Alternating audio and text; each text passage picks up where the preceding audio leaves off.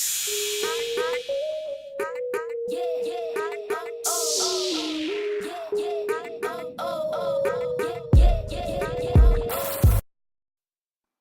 ni na tegan. Tiga tu. Yan kabere kamu pun waron. Gambe lo.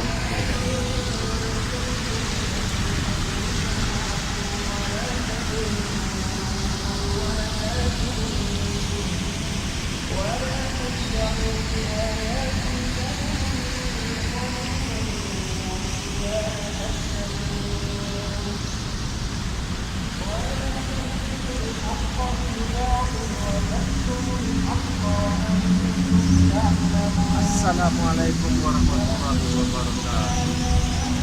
Kurangnya long akan long jagalan tempat main SKT. Nyo nak ke tempat main SKT yang dipakai oleh Malaysia. Berarti kan tempat yang natur atau alami menantang. Cuman tempat main SKT yang dipakai oleh manusia di Sunway Pyramid. Jadi ya ada mau ke dalam. Jadinya adalah pintu utama daripada Sunway Pyramid. Ini pintu utama.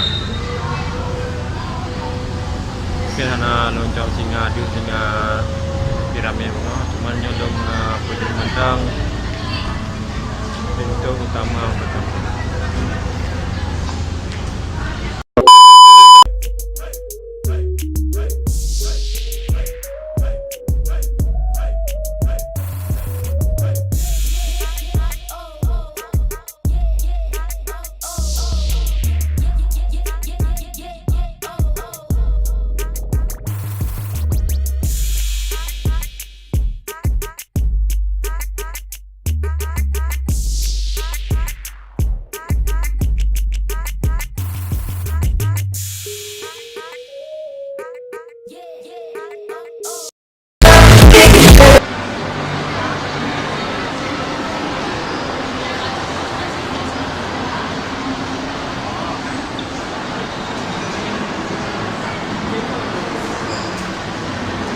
Jadi kena lorong belahui, cuman hana ada boja yang pasti kena belahui jadi mungkin tempat je lorong belah nun yang arah Kedah.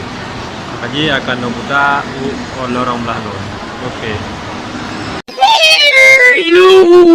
Berarti dari jalan Buno Kajak Aju straight.